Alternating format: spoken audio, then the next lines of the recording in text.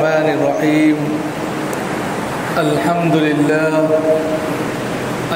لله رب العالمين، والصلاة والسلام على سيد الأنبياء والمرسلين محمد بن عبد الله الأمين وعلى آله وأصحابه وأزواجه وذرياته وأهل بيته وسلم تسليما كثيرا كثيرا. أما بعد، أعوذ بالله من الشيطان الرجيم. بسم الله الرحمن الرحيم.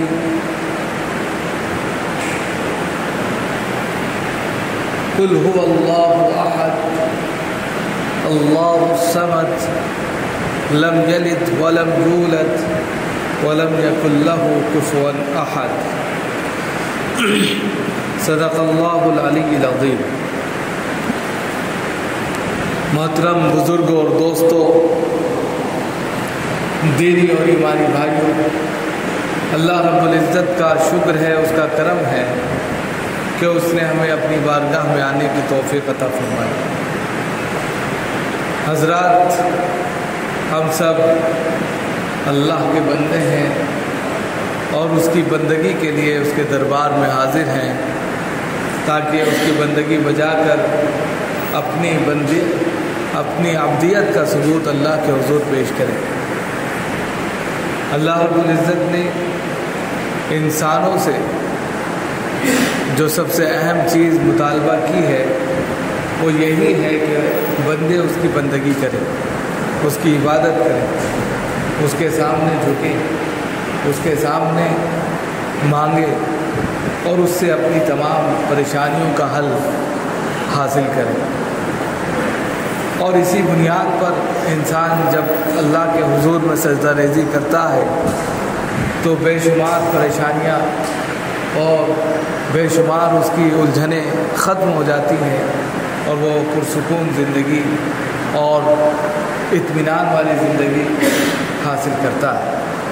اسی مقصد کے تحت کچھ نہ کچھ دین کی باتیں کانوں میں پڑھنا بھی دل کی مضبوطی کا اور دل کی بے چینی کا ایک علاج ہے. انسان کبھی کبھی بہت سی الجھنوں میں الجھا رہتا ہے، پریشانی میں مبتلا رہتا ہے. ایسے میں جب دین کی باتیں اس کے سامنے ہوتی ہیں، اللہ اور اس کے رسول کے احکامات اور تعلیمات اس کے سامنے پیش کی جاتی ہیں تو پھر اس کو زندگی کا مزہ آنے لگتا ہے اور زندگی کی جو بھی پریشانیاں ہیں وہ اس کو چھوٹی لگنے لگتی ہیں اور انسان پھر سے ایک زندگی جینے کا مزہ حاصل کرتا ہے. اسی بنیاد پر کچھ نہ کچھ باتیں آپ کے سامنے کی جاتی ہیں تاکہ انسان دنیاوی جھمیلوں سے اور اس کی الجھنوں سے نکل کر ایک ایسی زندگی میں آئے جس میں اطمینان ہو، سکون ہو اور اللہ کے رسول صلی اللہ علیہ وسلم کے پیغامات ہوں اور اس کے میسیجز ہوں. تو ہم دیکھتے ہیں آج کے وقت میں کہ جب انسان اللہ سے دوری اختیار کرتا ہے، اللہ اور اللہ کے رسول صلی اللہ علیہ وسلم کی تعلیمات سے اپنے آپ کو دور کر لیتا ہے تو پریشانیاں زیادہ تر آتی ہیں. اور جب وہ اپنے کو اللہ اور اس کے رسول صلی اللہ علیہ وسلم کی تعلیمات سے وابستہ کر لیتا ہے اور ان تمام چیزوں کو اپنے لیے اپنی زندگی کا ایک حصہ سمجھ لیتا ہے تو پریشانیاں کم ہونے لگتی ہیں. اس لیے کہ جو موجودہ زندگی ہے، دنیاوی زندگی جس کو بولتے ہیں، اس میں چمک دمک بہت ہے. اس کے اندر بہت سی ایسی چیزیں ہیں کہ انسان جب اس کو فالو کرتا ہے، اس کو اپناتا ہے، اس کے پیچھے چلتا ہے تو دنیا داری میں ملوث ہو کر بہت سی الجھنوں کا شکار، پریشانیوں کا شکار ہو جاتا ہے. لیکن جب وہ ایک رسول اکرم صلی اللہ علیہ وسلم کی زندگی کو نمونہ رکھ کر بنا کر زندگی جیتا ہے تو اس کے لیے زندگی آسان ہو جاتی ہے. وہاں تکلفات نہیں ہیں، وہاں اخراجات نہیں ہیں، وہاں بیجا خرچ نہیں ہے، وہاں بیجا دکھاوا نہیں ہے، وہاں بیجا کسی کا تعلق سے اپنے آپ کو پیش کرنا نہیں ہے. وہاں سادہ زندگی نظر آتی ہے. انسان سادگی کے ساتھ میں زندگی گزار سکتا ہے کوئی اس کے اوپر بوجھ نہیں ہے، کوئی اس کے اوپر ذمہ داریاں بہت زیادہ نہیں ہیں، جتنی وہ طاقت رکھتا ہے اسی کے مطابق اس سے مطالبہ ہے۔ لیکن جب ہم اپنے اوپر بہت ساری ذمہ داریاں اور دنیا کی بہت ساری ایسی چیزیں جو بالکل فرضی ہیں اس کو اپنے لیے حرز جاں بنا لیتے ہیں، زندگی کا ایک اہم اصول بنا لیتے ہیں، تو زندگی مشکل ہو جاتی ہے۔ تو ایسے میں رسول اکرم صلی اللہ علیہ وسلم کی زندگی ہم سب کے لیے نمونہ ہوتی ہے کہ اگر ہم ان کی زندگی کو اٹھا کر دیکھیں، ان کی زندگی کو اپنے لیے ایک نمونہ بنا لیں تو بہت بڑی کامیابی ہم کو ملتی ہے۔ حکومتیں آتی ہیں چلی جاتی ہیں اس دھرتی پر، جیسے کہ قرآن نے بھی کہا ہے للہ الامر، کہ دنیا کے اندر جو حکم چلتا ہے، جو سلطنت ہے وہ اللہ کی ہے، وللہ الملک، اور یہ جو ملک ہے، یہ جو دنیا ہے، یہ بھی اللہ کی ہے۔ اب اللہ اس دنیا کے مالک ہیں، خالق ہیں، اس دنیا کا نظام اللہ کے دست قدرت میں، نہ کہ انسانوں کے دست قدرت میں۔ انسان بھول جاتا ہے چھوٹے سے منصب عہدے کے بعد کہ وہ یہ سوچتا ہے کہ دنیا کا سب نظام میرے دست قدرت میں، اور نتیجہ یہ ہے کہ وہ قدرت سے لڑنے بیٹھ جاتا ہے۔ وہ ایسے ایسے نظام قائم کرتا ہے جو اللہ کی شریعت کے خلاف جاتے ہیں، اور نتیجہ یہ ہوتا ہے کہ پھر اس کو سامنا کرنا پڑتا ہے، نقصان اٹھانا پڑتا ہے۔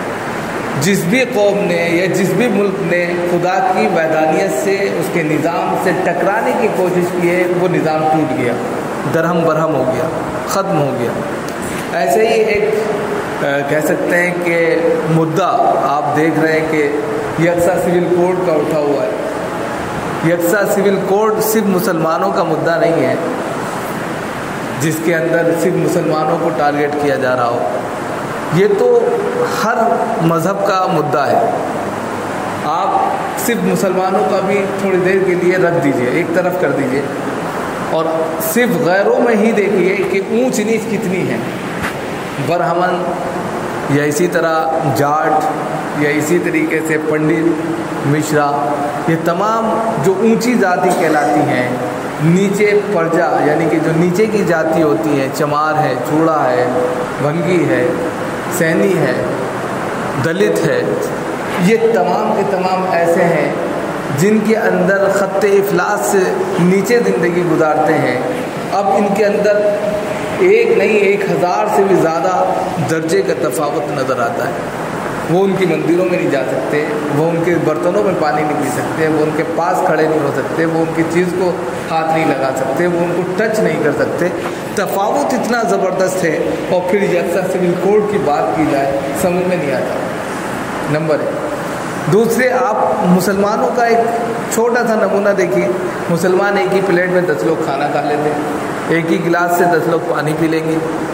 وہ ایک دوسرے کا کھانا بھی شفا سمجھتے ہیں۔ ہماری تعلیم یہ ہے کہ اگر آپ نے ایک دوسرے کا جھوٹا کھا لیا تو اس کے اندر شفا ہے، اور شفے میں کوئی بڑی بات نہیں ہوتی۔ اسی طریقے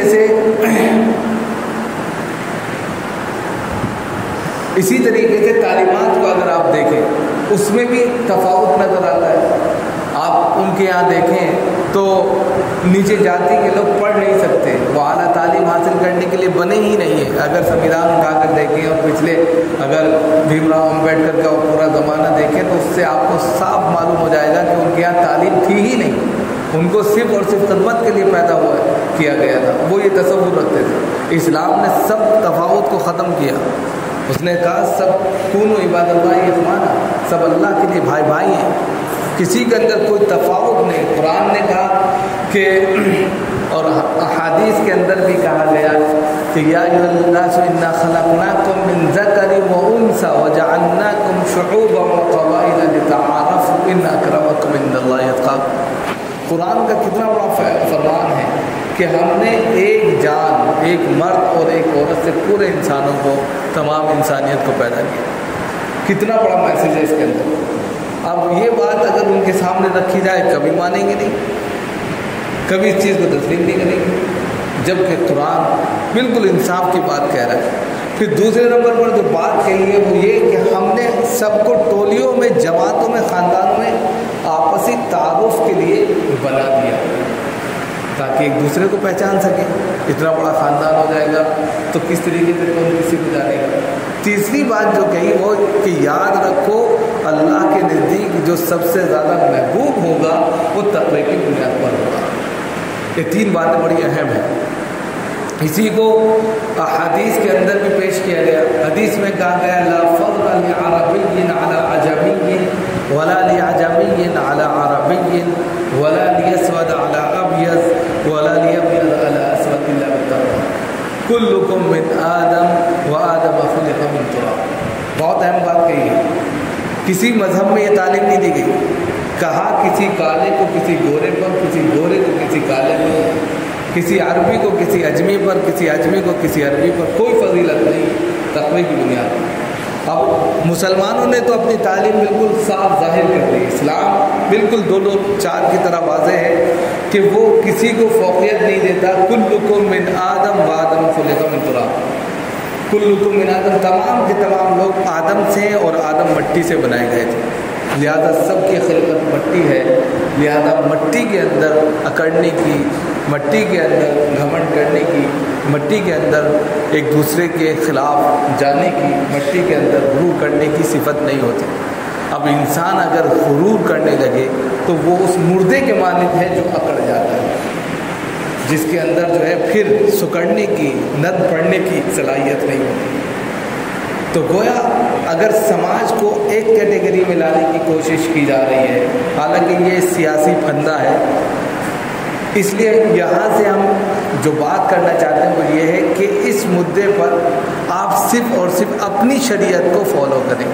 کوئی کیا کہہ رہا ہے کیا نہیں کہہ رہا اس کو اپنے لیے اتنا اہم نہ سمجھیں کہ آپ ہلڑ بازی میں اپنے علاقے میں، گاؤں میں، محلے میں جا کے سیاسی ہتھ کنڈے کا شکار بن جائے اور پھر جو ہے معاملہ بڑھ جائے.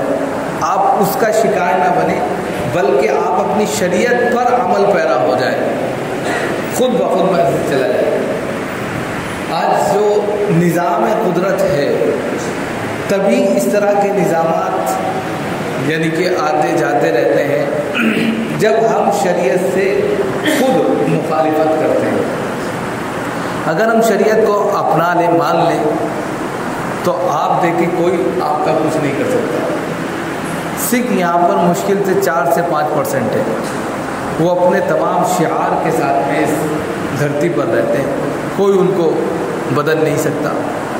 20% سے زیادہ مسلم طبقہ اس دھرتی پر رہتا ہے، تو ان کے شعار کو کیسے بدلا جا سکتا ہے؟ کوئی نہیں بدل سکتا. بس ہمیں یہ طے کرنا ہے کہ ہم نہیں بدلیں گے، اور کسی سیاسی جماعت کا ہم شکار بھی نہیں ہوں گے کہ ہلڑ بازی میں، تفریح میں، نعرے بازی میں، احتجاج میں یا اور تمام چیزوں میں ہم سب سے آگے ہو جاتے ہیں، اور پھر مورد الزام مسلمانوں کو اٹھا کر لگا دیا جاتا ہے. یہ سب سے زیادہ نقصان پہنچاتا ہے. یہ مسئلہ صرف مسلمانوں کا نہیں، سبھی کا ہے. سبھی کو اس کو نقصان ہوگا. مسلمانوں میں تو اتنا تفاوت ہے ہی نہیں. وہ تو اپنے بھائی کو گلے سے گلے لگا کر رکھتا ہے. وہ تو سارے تفاوت کو آپ دیکھ رہے ہیں کہ ایک ہی سب میں کھڑا ختم کر دیتا ہے. ایک ہی سب میں کھڑے ہو گئے محمود و ایاز، نہ کوئی بندہ رہا نہ بندہ ہی نواز. اب اسی ایک سب میں امیر بھی ہے، غریب بھی ہے. اسی ایک سب میں جو ہے ضعیف بھی ہے اور طاقتور مضبوط بھی ہے. اسی ایک صف میں نوکر بھی ہے، اسی ایک صف میں اسی کا مالک بھی ہے. سب ایک ہی صف میں آ کر کھڑے ہو جاتے ہیں. تو سب کا تفاوت ختم ہو گیا ہمارے یہاں. تو کوئی تفاوت ہی نہیں. برابر کی نظر سے اسلام دیکھ رہا ہے. سب اللہ کے نزدیک برابر ہے. بس تقویٰ ان کے درجات کو بلند کرتا ہے. اس لیے کیونکہ آنے والے وقت میں سیاسی ہتھ کنڈے ہوں گے. ہمارے نوجوان بھائی کہیں پروٹیکشن میں یا اسی طرح احتجاج میں نکل جاتے ہیں اور اپنے جذبات پر قابو نہیں پاتے. نہیں، ہم یہ ایسا کرنے کی ضرورت نہیں ہے. آپ شریعت کو آپ پابندی کے ساتھ میں نماز پڑھی، پابندی کے ساتھ میں نماز پڑھی، خود ہی ان کی حالت خراب ہو جائے گی. جتنی بڑی تعداد میں جمعے کے دن آپ نماز پڑھنے آتے ہیں، ہر نماز میں اتنی بڑی تعداد میں آپ آنے لگیں، ان کی نیندیں حرام ہو جائیں. نیندیں آپ خود دیکھیں، عید بقرعید کے موقع پر پولیس 10 چکر لگاتی ہے. کیوں لگاتی ہے بھائی؟ کہ بڑا مجمع ہو جائے گا. 400 کا مجمع بھی ان کے آنکھوں میں کھٹکنے لگتا ہے. 10 دفعے آ کے پوچھیں گے کتنی تعداد ہے, کتنے بجے نماز ہوگی, کتنے آدمی لگائیں, کھٹکنے لگتے ہیں. آپ اسی سے اندازہ لگا لیجیے. آپ کو کچھ کرنے کی ضرورت نہیں ہے, آپ اپنے اسلام کو فالو کریے, خود ہی وہ اس کی طاقت, اس کی قوت کو دیکھ کر ہل جائے گی. آپ نے دیکھا ہوگا فتح مکہ کے موقع پر جناب محمد رسول اللہ صلی اللہ علیہ وسلم جب مکہ کے اندر داخل ہوئے سن 8 ہجری میں, تو مسلمانوں کی تعداد صرف 24,000 تھی. صرف 24,000, زیادہ نہیں تھی. لیکن سب رات کے وقت میں داخل ہوئے, مشال لے کر داخل ہوئے تھے. مشال یعنی کہ ایک لکڑی کا ہوتا ہے, اس کے اوپر آگ جلی رہتی ہے, وہ لے کر داخل ہوئے. تو 24,000 مشال 24,000 لوگوں کے ہاتھوں میں ہوں گی, تو وہ 24,000 سے زیادہ 3 گنا 4 گنا زیادہ نظر آئیں گی دور سے. وہ تو کانپ گئے, حالت خراب ہو گئی. پورا مکہ چھوڑ کر بھاگنے کے لیے کفار مکہ تیار ہو. کہنے لگا اتنی بڑی جماعت, اتنی بڑی طاقت, ہم مقابلہ نہیں کر سکتے. اللہ نے ان کے دلوں میں ایسا خوف ڈالا کہ سب کے سب بھاگ کھڑے ہوئے. اور جب آپ صلی اللہ علیہ وسلم فتح مکہ کے دن مکہ المکرمہ میں داخل ہوئے, جہاں سے 8 سال پہلے ان کو نکالا گیا تھا, 8 سال پہلے آپ صلی اللہ علیہ وسلم کو وہاں سے نکالا گیا تھا, ہجرت کرنے پر مجبور کیا گیا تھا. اور آپ صلی اللہ علیہ وسلم اس مکہ کو دیکھ کر روتے ہوئے کہہ رہے تھے, سرزمین مکہ, روئے زمین پر مجھے سب سے زیادہ اگر کوئی جگہ پسند ہے تو تو ہے. یعنی مکہ کی سرزمین پسند ہے, لیکن یہاں کے باشندے مجھے رہنے نہیں دیتے. میں جا رہا ہوں, ہجرت کر رہا ہوں. لیکن 8 سال کے بعد جب طاقت قوت مضبوط ہو گئی, جب آپ فاتحانہ انداز میں آئے, تو اگر چاہتے تو سب کا گلا کاٹ دیتے. لیکن ایسا نہیں کیا آپ نے کہا لا تثریب علیکم اليوم, لا تثریب علیکم اليوم اذهبوا وانتم الطلقاء. سب معافی کا پروانہ دے دیا کہ جو مسجد حرام میں داخل ہو جائے معاف, جو اپنے گھر کا دروازہ بند کر لے معاف, جو ابو سفیان کے گھر میں چلا جائے معاف, سب کو معاف کر دیا. یہ ہے پاور, یہ ہے اسلام کا عدل, یہ اسلام کی قوت, یہ اسلام کا بھائی چارہ. چاہتا تو کچھ بھی کر سکتا تھا. جس نے مسلمانوں کو نہ جانے کتنا پریشان کیا, کفار مکہ نے مسلمانوں کو جینے نہیں دیا, لیکن آج جب وہ فاتحانہ انداز میں داخل ہوئے تو انہوں نے سب کچھ بھلا دیا. لیکن اس کا نتیجہ کیا ہوا کہ سن ایک ہی سال کے بعد غزوہ تبوک ہوا. لاکھوں کی تعداد میں مسلمان ہو گئے لوگ, لاکھوں کی تعداد. اب یہ جو تعداد بڑی 1 سال کے اندر, کوئی جنگ ہوئی, کوئی لڑائی ہوئی, کسی طرح کا کوئی وہ کوڑ بدلا گیا, کچھ نہیں ہوا. دراصل یہاں پر اسلامی اخوت ان کے سامنے پیش کی گئی, اسلامی شعار کو پیش کیا گیا, اسلامی اخوت اور بھائی چارگی کو پیش کیا گیا, اس کی تعلیمات کو پیش کیا گیا. لوگوں نے دیکھا, دل سے لگا دیا ہم کو بھی یہی کرنا ہے. اگر دشمنانہ اسلام, پوری دنیا میں دشمنانہ اسلام ہے. ابھی آپ نے سوڈان میں دیکھا کہ قرآن کو جلانے کی انومتی دی گئی, قرآن جلایا گیا, اس کے عمل سامنے آ گئے. یہ صرف مسلمانوں کو جذبات سے کھیلنے کا ایک آزادانہ پروانہ دیا جاتا ہے, لیکن ان کو یہ خبر نہیں ہے کہ اگر اس طرح کی حرکتیں ہوئی تو اس کا نقصان صرف مسلمانوں پہ نہیں, دنیا پر پڑے گا. دنیا اس سے کام اٹھے گی. اور جب ایسا ہوا ہے تو دنیا کو نقصان ہوا ہے, مسلمانوں کا کوئی نقصان نہیں.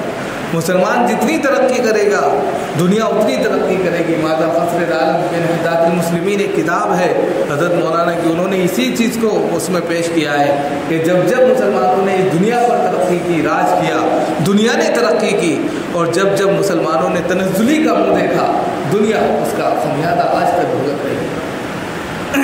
تو یہاں پر کہنے کی جو اصل بات ہے وہ یہی ہے کہ اس وقت جو صورت حال ہے, خاص طور سے ہندوستان کی عالمی منظرنامے کی, اس میں مسلمانوں کو سب سے اہم کام جو کرنا ہے وہ یہ جو آپ کی اپنی شریعت کے 3 ذمہ داریاں ہیں اس کو پورا کر دیجیے. اور سب سے بڑی ذمہ داری جو ہے وہ یہ ہے, جس میں ایک مجمع نظر آتا ہے, جماعت کے ساتھ, پابندی کے ساتھ اپنے علاقے کی ہر مسجد کو آباد کر دیجیے. بس یہی میسج آپ کا ایک اتنا ٹھوس میسج بن جائے گا کہ آپ خود اندازہ نہیں کر سکتے کہ کتنی زیادہ اس سے جو ہے فائدہ امت کو ہوگا۔ دوسری چیزیں یہ ہے کہ یکساں سول کوڈ جو اس وقت کا مدعا چل رہا ہے اس پر بڑے بڑے لوگ کام کر رہے ہیں اور اس میں خود پارٹیاں آپس میں ٹکرا گئی ہیں۔ تو یہ دنیا اللہ کی ہے، نظام اللہ کا ہے، ہمارا یقین یہ ہونا چاہیے، پختہ یقین یہ ہونا چاہیے اس دنیا میں ہوگا وہی جو اللہ چاہے گا۔ کسی انسان کے کرنے نہ کرنے سے اور کوڈ بدلنے سے یا حکم صادر کرنے سے یا اسی طرح بل پاس کرنے سے کوئی نہیں، کچھ نہیں ہو سکتا۔ جب تک آپ اس دنیا میں ہیں اللہ کے حکم سے ہیں، ہمارا یقین یہی ہے، اور جب ہمارا اس دنیا سے دال پانی ختم ہو جائے گا تو ہم اس دنیا سے چلے جائیں گے۔ لیکن فی نفسی جب تک ہم رہیں تو یہ سمجھوتا نہ کریں ہم اپنے دین کے ساتھ سمجھوتا کریں، ہم اپنے شعار اور شریعت کے ساتھ سمجھوتا نہیں کریں گے۔ دوستی یاری تعلقات اپنی جگہ ہے لیکن شریعت اپنی جگہ ہے، ہم اپنی آستھا سے سمجھوتا نہیں کر سکتے۔ ہم جس طریقے سے آزادانہ انداز میں نماز پڑھتے تھے وہ پڑھیں گے، دوسرے تمام اصول جو تھے اس کو ہم کریں گے، دوسری تمام جو شریعت تھی جو ہمارے اوپر لاگو ہوتی تھی اس کو بھی ہم کریں گے۔ اگر ہم کرنے والے 100% بن جائیں تو پھر دیکھیں خود بخود ساری مدد، ساری عنایتیں، ساری رحمتیں اللہ کی نازل ہونے لگیں۔ ہم تمام ان برائیوں کو چھوڑ دیں جو اس وقت دنیا میں پھیلی ہے، جو سب سے زیادہ مسلمانوں کو بدنام کر رہے ہیں۔ مثال کے طور پہ شراب ہے، سب سے زیادہ مسلمان پیتا ہے، چھوڑ دیں اس کو۔ یا اسی طرح جوا کھیلنا، چھوڑ دیں اس کو، محنت مزدوری کریں، 2 پیسے کمائیں۔ کانا زکریا نجار، مطلب زکریا کے تعلق سے آتا تھا، وہ نجار تھے، بڑی تھے، اپنی خون پسینے کی کمائی سے کھاتے تھے۔ جب نبی یہ کام کر سکتا ہے تو ہم تو ان کے امتی ہیں، ہم کیوں محنت مشقت نہیں کر سکتے؟ اور محنت مشقت کے ساتھ جب ہم کام کرتے ہیں، آگے بڑھتے ہیں، اللہ کی عنایتیں آتی ہیں، برکتوں کا نزول ہوتا ہے، پھر اس سے جو ہے بہت ساری خوشحالیاں آتی ہیں اور دوسرے لوگوں کو بھی اس سے فائدہ ہوتا ہے۔ جب ہم اس طرح کا کردار پیش کریں گے تو دوسرے جو بھائی ہیں جو ٹارگیٹ کرتے ہیں اسلام کو، ان کی سمجھ میں آ جائے گا کہ نہیں، اسلام ایک اچھا مذہب ہے اور وہ امن و شانتی کا پیغام دیتا ہے، اس لیے ان کی تعلیمات کو ٹارگیٹ نہیں کیا جائے۔ اللہ تعالیٰ ہم سب کو عمل کی توفیق والا چاہیے۔